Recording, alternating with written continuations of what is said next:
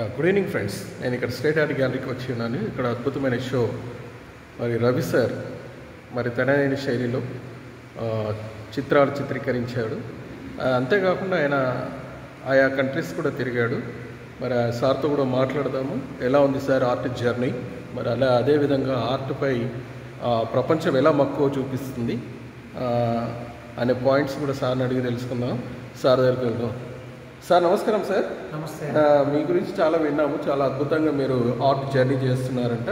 మరి ఆర్ట్పై మీకున్న మక్కువతోటి కళాత్మకమైన భావాలతోటి ముందుకు తీసుకెళ్తున్నారు. అసలు ఎలా ఏంటి, మీరు ఎలా దీనిపై మరి స్పందన పొందారు? హాయ్, నా పేరు కట్టకూరి రవి. సో నేను విశాఖపట్నంలో ఉంటాను ప్రొఫెషనల్గా.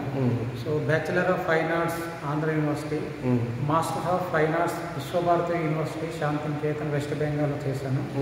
సో నా మాస్టర్స్ 2000లో కంప్లీట్ అయింది. అప్పటి నుంచి గత 25 years నుంచి నేను ఒక ప్రొఫెషనల్ ఆర్టిస్ట్గా, ఫ్రీలాన్స్ ఆర్టిస్ట్గానే నేను వర్క్ చేస్తూ all over India, Delhi, Bombay, Calcutta అన్ని సిటీస్లో ఎగ్జిబిషన్ చేస్తున్నాను. ఇదే సందర్భంలో చాలా కొన్ని కంట్రీస్ కూడా వెళ్ళాను. Greece, Switzerland, China, Malaysia, South Korea, Bangladesh and China, Japan చాలా కంట్రీస్లో కూడా నేను ఎగ్జిబిషన్ ప్రదర్శన ఇచ్చాను. సో ఈ నా 25 years జర్నీలో నేను చాలా కొన్ని మంచి మంచి ఎగ్జిబిషన్ చేశాను. సో స్టార్టింగ్లో మొదట్లో కొంత స్ట్రగుల్ ఉండొచ్చు, కానీ స్ట్రగుల్ వచ్చినా సరే నేను ఎటువంటి వెనకడుగు వేయకుండా నేను ఒక ప్రొఫెషనల్ ఆర్టిస్ట్గా ఇండియాలో ఉండాలని, నేను కూడా కాంటెంపరీ ఆర్టిస్ట్లో నా పేరు ఉండాలని 25 years నుంచి నేను నా ప్రయత్నం చేస్తున్నాను.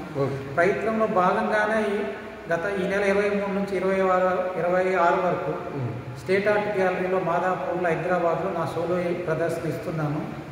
సో ఈ ప్రదర్శన చాలా ఇన్స్పైరింగ్గా ఉంది.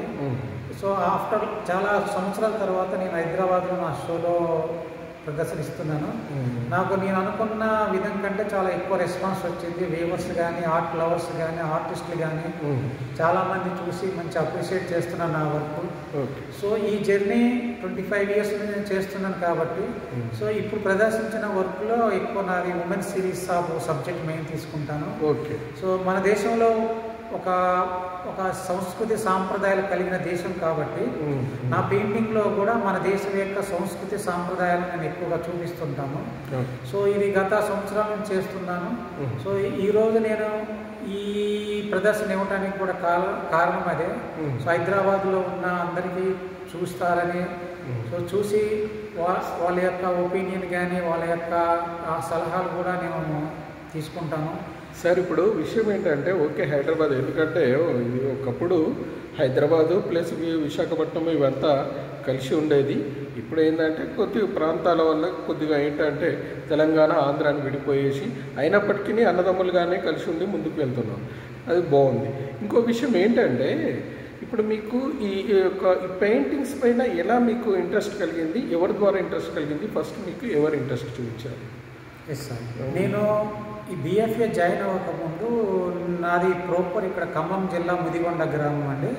ఆ ముదిగొండ గ్రామం ఖమ్మం జిల్లా తెలంగాణలోకి వస్తుంది కదా? తెలంగాణ అవుతుంది. అప్పుడు సపరేట్ కాలేదు కాబట్టి ఇప్పుడు సపరేట్ అయిన తర్వాత ఇస్తే సో ఖమ్మం జిల్లాలో ముదిగొండ గ్రామంలో నేను 10th నుంచి నేను అప్పుడు ఈ ఫ్లెక్సీ రాని టైంలో నేను వాల్ రైటింగ్, బ్యానర్లు రాస్తూ ఉండేవాడిని. సో ఆ విధంగా రాస్తున్నప్పుడు ఒక వెల్ విషర్ అంటే ఒక డాక్టర్, అతనికి తెలుసు అన్నట్టు ఫైన్ ఆర్ట్స్ అన్నది. అంతకుముందు నాకు ఫైన్ ఆర్ట్స్ అంటే ఏమి తెలియదు. అప్పుడు ఇంటర్మీడియట్ చదువుతూ తర్వాత డిగ్రీ ఫస్ట్ ఇయర్ జాయిన్ అవుతూ ఇలాగా అప్పుడు ఏమన్నా పొలిటికల్ కాన్ఫరెన్స్లు ఉన్నప్పుడు కానీ, ఏదన్నా ఎలక్షన్లు ఉన్నప్పుడు నన్ను పిలిచేవాళ్ళు, రవి నువ్వు వాల్ రైటింగ్ బాగా. ఆ విధంగా మీరు వెళ్ళేవాళ్ళు, కమర్షియల్గా ముందుకు వెళ్ళేవాళ్ళు. తర్వాత BFA, MFA అయిపోయినాక ఆయా కంట్రీస్ తిరిగారు కదా. ఈ కంట్రీస్లో డిఫరెంట్ ఏమనిపించింది మీకు? ఒక భారతదేశానికి ప్లస్ వేరే కంట్రీస్లలో ఏ విధంగా ఆదరించారు, మీ పెయింటింగ్స్ ఏ విధంగా మరి స్వీకరించారు, మరి మీకు ఎలా స్పందన జరిగింది, మరి ఎలా బయింగ్ జరిగింది? సో ఇతర కంట్రీస్లో చాలా ఎంకరేజ్ ఉంటుంది మన భారతదేశం కంటే. ఎందుకంటే నా ఐడియా ప్రకారం అవి వెల్ డెవలప్ కంట్రీ, మన దేశం కూడా డెవలప్ డెవలప్ అని కాదు, వాళ్ళకి ఏంటంటే ఆర్ట్ గురించి ఎక్కువ అవగాహన ఉంటుంది అనే ఒక పాయింట్ ఆఫ్ వ్యూలో వాళ్ళు ఆర్ట్ను ఏంటిదంటే ఒక ఆర్టిస్ట్ లోపల ఉన్న తపనను వాళ్ళు గమనించి ఆ పెయింటింగ్ను కొంటారు. ఇప్పుడు అదే మన భారతదేశంలో కూడా కొనేవాళ్ళు ఉన్నారు, కానీ కొద్దిగా తక్కువ. అయినప్పటికీ మీరు ఇప్పుడు కంట్రీస్లలో తిరుగుతున్నారు కదా, what is the different of both అనేసి నేను అడిగాను. ఇంకో విషయం ఏంటంటే ఆయా కంట్రీలలో షో చేస్తున్నప్పుడు వాళ్ళు ఏ విధంగా స్పందించారు?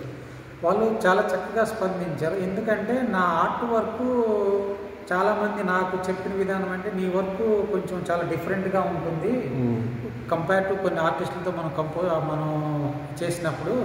సో ఎందుకంటే నేను ఎక్కువ ఇండియన్ ఉమెన్ ఎక్కువ చూపిస్తాను కాబట్టి నేను అక్కడ ఎగ్జిబిట్ చేసినప్పుడు దే ఆర్ ఫైండ్ అవుట్, అరే this is Indian art, Indian women నా పెయింటింగ్. ఓకే, ఇండియన్ యొక్క గ్రేట్నెస్ మీరు అక్కడ ఏంటంటే వర్ణించారు, చిత్రీకరించారు. మరి ఇండియన్ ఉమెన్ ఏ విధంగా ఉంటుంది, వాళ్ళు మీ స్టైల్లో మీ దిశగా వారి ఇండియన్ ఉమెన్స్ మీరు చూపించేసి ఒక భారతదేశం యొక్క గొప్పతనాన్ని కూడా అక్కడ మీరు మరి తెలియపరచారు. దానికి కూడా మరొకసారి మీకు నమస్మాంజలు తెలియపరచుకుంటున్నాము. ఎందుకంటే మనం ఎక్కడ ఉన్నాను, ఏ దేశానికి వెళ్ళినాను, మన భారతదేశాన్ని మాత్రం మనము ముందుకు తీసుకెళ్ళాలి. అది ఒక చిత్రకారునిగా, ఒక మరి ప్రొఫెషనల్ ఆర్టిస్ట్గా ఇది మన కర్తవ్యం.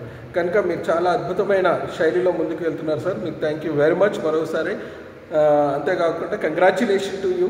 మీరు మరి ఇంకా మంచి కంట్రీస్ తిరిగి ఇంకా మంచి నేమ్స్ MFSN, తయార్ మెహతా, లియోనార్డో డా విన్సీ టైప్ వేలో మీరు వెళ్తున్నారు కాబట్టి ఆ దిశగా మంచి పేరు తీసుకురావాలని కోరుకుంటూ మరోసారి మీకు మనం శుభాకాంక్షలు తెలియపరుచుకుంటున్నాను.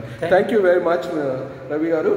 My dear friends, please come visit అద్భుతమైన షో. మరి ఈరోజు లాస్ట్ రోజు ఇంకా చాలామంది వచ్చి కూడా చూస్తున్నారు.